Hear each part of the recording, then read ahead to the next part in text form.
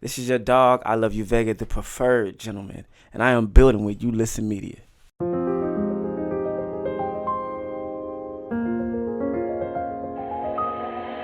I love you, Vega. You tell me you love that baby on. Getting money, niggas turn you on. Boss nigga, buy you what you want. All right. This is ULSTN Media's Build Series platform specifically for independent artists and creators. I got a very talented artist in the building, man. That's been grinding on this whole R&B campaign, man, making it real just for the ladies, man, bringing that R&B back, man. I love you, Vega, man. What's going on, bro? Oh, man, it's all love, man. I appreciate you having me, man. And I really respect anybody who's really giving their flowers to independent artists, independent creators, because we just don't have enough of it now. Yeah, for sure, man. How you feeling, bro? I feel blessed, man. I get a chance to do this again. I get another 24 to go and try to be great and change my legacy, man. What is it about y'all R&B artists, man? Y'all just cool all the time, man. Like, y'all got a cool response to like everything. Cause man, it's why not? That probably was cool too. just think about this. Whenever somebody asks you why, you just gotta ask them why not. Bro got a flower in his back pocket. Facts. I damn it pulled it out. No, this real deal. But yo, Vega, man, since it's your first time on the platform, what I like to do with every artist, man, I kind of like to go with their origin story and bring it up to the present. Yeah. So my first question to you would be, how would you describe your childhood? I would say my childhood was urbanly illustrious, if that makes any sense. Wow. That's a first. Because, it's crazy. I had this conversation with my mom last night. I'm from St. Louis, but I live in Los Angeles, so I just got in town yesterday. Okay. And I had a conversation with my mom, and I was like, I really, enjoyed my childhood, even though we was broke. But it was it was a fun broke, if that makes sense. Okay. It was I don't know. My mom's really creative, so she created a lot of opportunities and spaces for us to do certain things that you wouldn't have thought we would have been able to do due to the fact of our financial situation. So, yeah, I had a great childhood. I got 4 brothers, 2 sisters. Grew up my mom's a single mother. Grew up in a very big household, a lot of personalities. And, yeah, love, morals, all that. Yeah, it was a good time. So you a child of 6. Where you rank it? 7. 7? Yeah. Oh. So it's my 1, 2, 3, 4. Hold on. Me. So I'm the 5th. Wow. And I have 2 up under me. Wow. Yeah. Man. What's that like being middle child? Am I the middle child though? I think I'm like the middle, little bit middle. I don't know. Yeah. I don't know. I don't know. You're not the oldest or the youngest. Yeah. So how does that feel? But you know what? You know what that does to me? That gives me a chance to take from both sides. So I can have a little bit of the old soul, and I also have a little bit of the younger soul. So it's it just makes the perfect combination. Yeah. Man. Yeah. I mean, it's like everything you say is cool. Like even the gloves. Everything you say. Because I'm delicate, man. I'm delicate. I'm just delicate. You know what I'm saying? So when you give me a handshake, when you should I just shook a leather hand. You know what I'm saying? That's what it's about.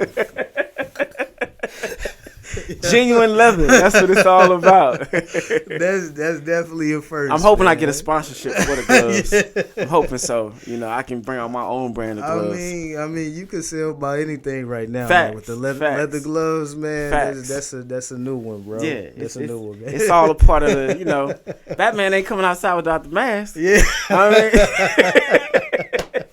There it is. For sure, man. So what were some of your musical influences growing up, man? Oh, crazy thing is I grew up in church, bro. So I had a lot of musical influences, from my family members who sung in church, My mom's an amazing singer. My mom, my older brother, Okay. who is actually one of the greatest artists, producers, songwriters, engineers I've ever encountered, and I've been around some great people, and I have still yet to meet anybody that's as great as him, just on all facets. So he was a big inspiration for me. He actually taught me how to do everything. I'm actually a producer, songwriter, everything, play instruments, everything. So it's like it just runs in our family. And my favorite artist, because I heard coming up under my brother and just hearing my mom playing the music. Like my mom was so wrapped up in church, but it was two artists that she would still play, Sade and Anita Baker, because of, the meaningfulness of their music. It wasn't no nonsense. So like those are very big inspirations for me, more so just because of the things that they talked about. Yeah, it's those aren't too far off. Yeah, you know what I mean. So, facts. I'm pretty sure your mama probably played Sade and Anita Baker and. Hey, come on, I'm black, man. I'm for real. Whitney Houston, Baker, all of them. Yeah, all of that. All of the stereotypes. Yeah, it's there. Watermelon. It's there. Yeah, it's there for sure. That's what it is. I'm black. We know that. We don't need you to say that. That's what it is. Yeah, you just you know how it go is. with it, bro. For sure. You know how it is, bro. But were you like in the choir and stuff like that? Yeah, I was the Sunshine Band. Okay. They called it the Sunshine Band. It was for the kids. And then of course, you grow into the youth choir. I was like heavily into church. I mean, due to the fact that my mom, like, it's my family's church, and my mom is like a missionary. I'm sorry, Mom. But yeah, so I would go to church 4 days a week. Very, very, very, very, very, very, very like church ran childhood. Got you. So yeah, music is definitely a part of me, just in my whole build up. That's what's up, man. Yeah. When did you know that you wanted to start, making music? I'm gonna be 1,000% real with you. As a kid, like I said, I was really like, I didn't really like start like paying attention. I would listen to music, but I wouldn't pay attention to it because I played sports. I was a sport kid. I played baseball coming up. So once I started to like the very first thing that really tapped me into music was when I found out my older brother had a record deal and he moved to Atlanta. And then he came back. I remember it like it was yesterday. I'm gonna close my eyes. I'm finna be so. I'm finna give you the vision right here, right? Okay. Think about this, right? Think about, how St. Louis is, right? Yeah. St. Louis in the wintertime, I think it was like December he came back. So let's say it's nighttime, December. It's about 20 degrees outside. But I don't know what's wrong with me. I like to sleep with my window open. I don't care how cold it is or nothing. So I had the window open, right? And I heard these footsteps, and we had steps. I heard these footsteps, and I heard the door open. And I see my big brother. We got bunk beds. I'm on the top, my little brother on the bottom. So the door opens, my brother come in. We all excited. It's maybe like 1 o'clock in the morning or something like that. And he comes in, and he has like this book of CDs. And he was like, bro, I want you to hear something. And I was like, I'm probably like 10, 11. And he plays me, he plays me a Sade CD. I had never heard this collection of music from Sade. He played this song, and I remember it like it was yesterday. And the song was called "Love Is Stronger Than Pride."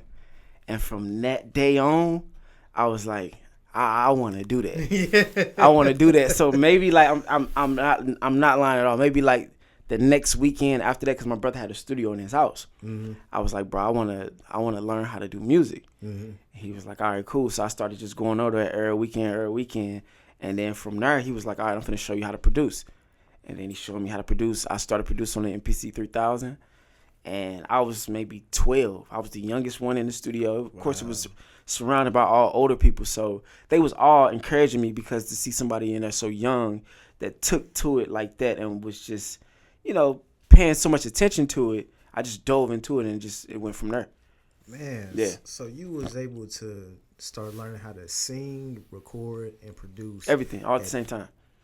At 12 years old. 12. Started at 12. Yeah.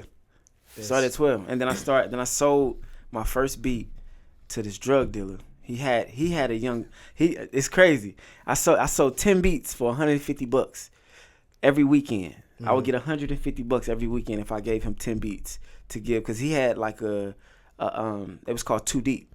He had a group called Too Deep, and they were probably like 14, 15 or something like that. And I just had the younger sound. So they was rapping on my beats, all this and everything. They was going to the limelight, doing my songs, all this, everything. So from there, it just turned. It got turned up. I told mom, you ain't got to buy me no more shoes. I got it from here. I got $150 every week. I got it from. Imagine being 13 getting $150 every week. That's what you gonna do with it? Yeah. I'm getting all the shoes. Man, especially as a shorty. As a shorty, come on, bro, come on. Baseball took a back seat after that, bro. Man. After that, yeah. I can only imagine, man. But that's the one thing that we don't talk about. Like, we talk about the drug dealing and all of that, man. But a lot of them are like the early investors. Facts, You know what I'm saying? facts. In No, our that's real community, deal. man. They usually. I mean, it's all in the movies. They giving turkeys, Yeah. washing machines, everything, paying rent. Like they really like. You feel what I'm saying? Like. That's why it'd be like just hard to criticize. You know what I mean? Like, I mean, you say that because it is because it's like I don't think they making this decision because they know it's bad. Yeah, they making the decision due to the fact of this is how it's a hustle. I think that's how they look at it morally. Like I'm not looking at it from a person to person standpoint. I'm looking at it like this is bringing me money and it's helping other people. You know what I'm saying? So yeah. Like so after you start recording and everything like that, man, like when did you start going like, I need to make my own album, my own project? I'm gonna be dead serious with you, bro. I was so young up under people who are older than me. They wouldn't listen to my ideas, and I had a conversation with my brother. And he was like, "Well, take your own ideas and just record them." And then one of my best friends, who I was producing, his name was Shaft. That was his rap name, and he was like, "Yo, bro, you can, if you want to rap for real, if you really want to rap, sing, whatever it is you want to do, I'm gonna let you start off my song." Cause I was producing it for him, and from there it just here it is, bro. Here we are today. Yeah, that's what's I'm up. getting interviewed by ULSTN Media. I'm just like, you know what? Can't have it no better way. That's what's up, man. Yeah. Like, what do you feel like the role of music is in our community today, man? That's a very interesting question. Thank you for asking that question. The role of it, not even to say the status of it. The role of music today, I think music has lost its role. I don't think music is a role model no more. Right at this given point, because I don't know if it's enough people that care about it enough right now to say like, because when I get a chance to work with artists and I produce artists, my first conversation with them is like, what do you want to say? Like, what do you want to speak for? Like, who do you want to speak for? What is it that you feel like you need to say out of everybody else? So I feel like it's just not enough important things being said, or people just don't care about the music. People just want to be popular now. So it's like, do you care about the craft, or do you want to be just popular off a song and then what comes next after that? This is all my conversations I have with them. So it's like, if you don't know, then you got some searching to do, because of course you may get 1, 2 songs, 3 songs and all that, but why wouldn't you, if you have the chance to change the legacy of your whole family? Like I work with a lot of like independent artists, and I also work with a lot of signed artists, and it'd be like a lot of the signed artists, they'd be like younger artists, and I always tell them, I'm like, yo, this is your opportunity to change the whole legacy of your family. Yeah. So let's create in that mindset, because and understand how important it is what it is we want to say. Because when I be a part of something, when I play my music or whatever music I'm involved in, I want people to be like, wow, like, okay, I hear you.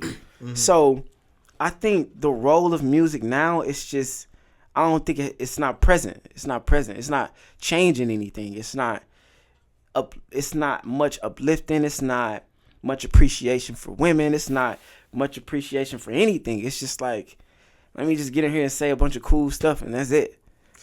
Yeah, man. I mean, I think the way that our music specifically, hip hop and R&B, the way it's been mainstreamed and diluted, you know what I mean? For sure. I've always stood on, and my whole platform is about the diversity within our music. Yeah. You know what I'm saying? Yeah, facts. You can talk about, the streets, and you can talk about not being from there. You know what I'm saying? Facts. That's you real can deal. talk about love, and you can talk about hate. Facts. The thing that I don't like about a lot of the mainstream is that you don't get, you just don't get all the perspectives. Mm-hmm. You know what I'm saying? Facts. It's a lack Facts. of That's what it is. That's exactly what it is. It's lacking the perspectives of it, and it's just only being like pushed one way. Like, yes, that's not. Yeah. I mean, like, I'm glad you brought up the point of just the significance of it, man, because I feel like we do have to guard it and protect it because We do. It's our culture, man. It is. You know what I'm It saying? is, bro. And you know what the crazy thing is? Think about this, right? Think about like just pop music, right? Let's say you hear a pop song, and the song is, you may not like the song, but the song is going to be perfectly written, perfectly produced, perfectly. You're going to know what the song is about. It's going to make sense. Like our music, like you said, the perspectives are so off. It'd be like somebody be talking about killing somebody, then they talking about they hate their baby mama, then they be talking about this, then they talking about that. It's just like, where's the direction? Like, where do we? It's cool if you're gonna make a gangster song. Well, let's make it all the way that. And it's cool if you're gonna make a love song. Let's make it all the way that. But let's just like make it make sense. For sure, man. Like, Yeah. I wanted to ask you about one of your songs, man. My Little Baby from the West Side. Oh man. my God. Yo, how did that track come about, man? This is when. Well, we'll get to that later, man. But like, Okay, so I'll tell you this Vega heartbreak. Yeah, for sure. I'll tell so when I write music, honestly, I can only write from a unless I'm writing for somebody else, but I can only write from the position of truth. So like a lot of my songs, if you listen to some of the lyrics, like it's actual like me just playing back the memories that I have. And that song, I was messing with a girl. I live in Los Angeles, so I was messing with a girl, and I just really like loved our energy. And she hit me one day when we was laying in bed, and she was like, "You ain't never made a song about me." And I was just like, "All right, you got it." And that was My Little Baby from the West Side. She knows who she is. Shouts out to you. It's cool, dude, right here, man. No, but I'm being dead serious, bro. I think you just like Vega. You just got he one of them dudes that he just it's in him, not on him. You know what I'm saying? It's in him, not on him, man. Hey man, you know I'm seasoned, bro. I'm seasoned. Yeah, for sure. Why the name change, bro? Because I feel like I've evolved in my life, and I've evolved mentally, spiritually, and just I didn't like the message that the word heartbreak carries. So like when I was Vega Heartbreak, I was more so like, oh yeah, I'm like the ladies' man. Not to say that the image has changed, not to say what, but I'm just saying like, I don't want to break nobody's heart, and I don't want that message to go across like that either. So yeah, I just felt like deliver love, receive shine. So I felt like that really resonated with me, and like, Dealers love. in the building. Dealers in the building. So I just feel like, you know what, let's just and my tag says I love you, Vega. So it's like my tag is out there, so why not just be your tag? Yeah. So yeah. I got you, man. Yeah. You got the single. You and Indiana Rome. Facts, my dog. We got the project coming. A Weekend with Me. Flowers. Man, how did that come about, man? So me and my dog Indiana Rome have been locked in for so long, and I've always gained so much inspiration from him due to the fact of how he goes about things, his hustle, the way he does music, why he does music. I'm a fan of him, and I was just like, we've always had this conversation to say, bro, we've been around each other for so long, been working with each other for so long, why we just never did a project. He would always ask me, and I'd just be like, bro, I feel like when I do a project with you, I want to really lock in. And now was the time that we really locked in and really just did the project. And of course, we first we conceptually came up with the name of the project, and because it just has to make sense at the end of the day. And we was like, yo, bro, we can't have a project called Weekend with Me without pulling up on her and giving her flowers. You know what I'm saying? Or just anybody giving them their flowers. So he's like, all right, cool. Let's just do a record called Flowers then. And then from there, just came about. Man. Yeah. That's what's up, bro. I'm old school, bro. I literally say, all right, we're finna do a project. I'll write out every song, the titles, all the concepts. So you just gonna know, it's a complete album. Or a complete project. It's gonna feel like that. It's gonna be like, oh, this felt like a whole cohesive project. I mean, like, you and Rome's style match each other really well. It does. Cause it does. Rome always talking player anyway. You know what I'm saying? For sure. And I just, you singing and spitting like how you be spitting, man. Like it blends very well. Facts. So it's a little surprising that it took. No, it is. And me and him always say that, like, yo, it's very surprising that it took for us to do, because we always just do songs with each other. But we never really did took the time to say, let's do a project. Yeah. And when he told me about the project, I was like, bro, honestly, man, it's women who spend money. I want to see women at our show. So let's do this project about women. And that's it. For sure. That's it. Yeah, and we went from there. Yeah, man. I mean, they out there working. They got more jobs than the fellas. Facts. You know what I'm saying? More money, more jobs, more everything. More everything. Yeah. So that definitely makes sense, bro. So what's the goal for, the project? The goal for the project, bro, is for us to really, really, really build our fan base, our core fan base, because in my mind, bro, I'm just at a point in my life where it's like, what's for me is for me. So it's like, if God has in his plan that we only gonna have 50,000 followers or 50,000 people who follow us or whatever this number may be, that's who we gonna feed then. We're gonna feed the 50,000 then. And they gonna feed us. And it's just gonna continue to stay like that. So I like I just be knowing everybody can't be Drake. Everybody can't be whatever the situation is. You got to be who you are, and your message has to be your message. And yeah, that's the goal for it, is for us to build a core fan base and following and perform for them, feed them good music, and just continue with our careers, man. That's what's up, bro. Yeah. I gotta ask you, man. For sure. You from the Lou? Facts. You city. Don't play with it. Man, what's going on, man? I keep having these U City guys pull up on me, man. And y'all be so serious, man. Come on, bro. Serious about. I get it though. I'm from the South Side. You from the South Side, so you want? But I'm finna tell you what it is though, because our neighborhoods are so diverse. Because if you look at U City, bro, like we got the Jewish side. We got the Asian side. We got the white people. We got the black people. It's just it's a lot of diversity. Same as the South Side. Yeah. South Side is just a very diverse place. Very so diverse. It's like, and they all come together, and it's like we all live amongst each other. So it's like, I don't know if that makes any sense, but I'm just saying it makes sense to me because I'm from the South Side. Yeah. So it may. What part of the South Side are you from? Man, so like the Shenandoah area. Got you. Heard. What high school you went to? Roosevelt, man. Of course. I used to hear some bad stories about Roosevelt. Yeah, you see, I survived them all. I used to hear about stabbings.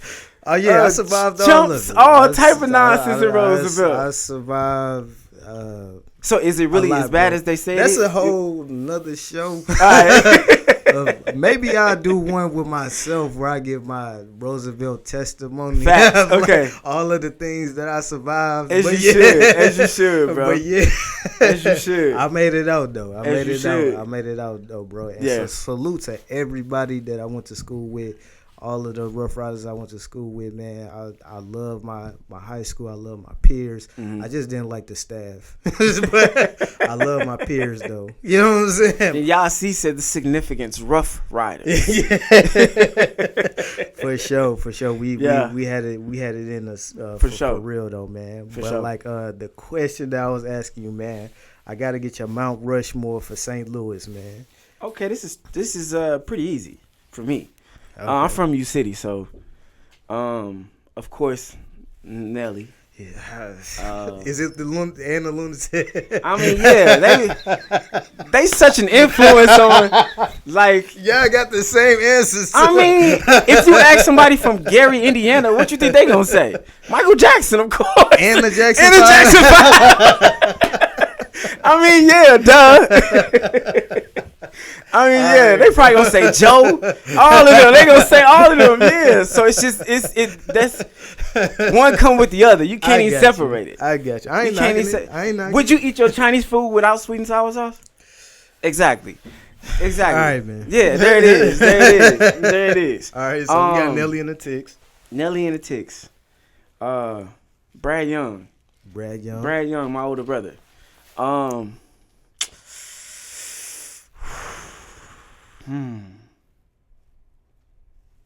Chingy. Chingy. I was a fan of Chingy. Okay. I actually had the chance to go on tour with Chingy, so great, Okay. great artist, great guy. Yeah. And who was Bro is very who's my fourth? It's so many, and I'm gonna say my four is all of my peers. Honestly, all of my peers. It's too many of them to name. Here we go. No, it's I'm always a U City dude that pull up in here. No, because all right, put a bunch of people. You got to, bro, because I can't. So we all came up under this umbrella of you just gotta be dope, and we all still dope to this day, and we all still here breathing to see this. How all of us are still, you feel what I'm saying, thriving at whatever it is that we doing. So, yeah, all of my peers. Okay. For sure. So we got Nelly and the Ticks, Brad Young, Chingy, all your peers. All my peers. That's solid, bro. Yeah. Well, Vega, man, I appreciate you pulling up on us, 1,000%, man. Thank you for having me, dog. Like, is there anything that you want to say to the people, man? How they get in touch with you, your music, all of that good stuff? For sure. First things first is we're going to talk about what's going on right now. Me and my dog, Indiana Rome, have a brand new project that has not, and I'm going to emphasize, not hit the streets yet. And you will be a fool to not participate in the next Amazon of music.